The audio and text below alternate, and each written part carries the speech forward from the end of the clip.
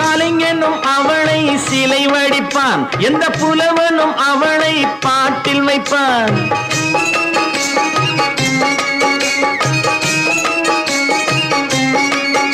எந்த கலைஞனும் அவளை சிலை வடிப்பான், எந்த புலவனும் அவளை பாட்டில் வைப்பான். அந்த இயற்கையும் அவள் மேல் காதல் கொள்ளும், அவள் நினைவாலே என் காலம் செல்லும். நான் பார்த்ததிலே அவள் ஒருத்தியை தான் நல்ல அழகி என்பேன், நல்ல அழகி என்பேன்.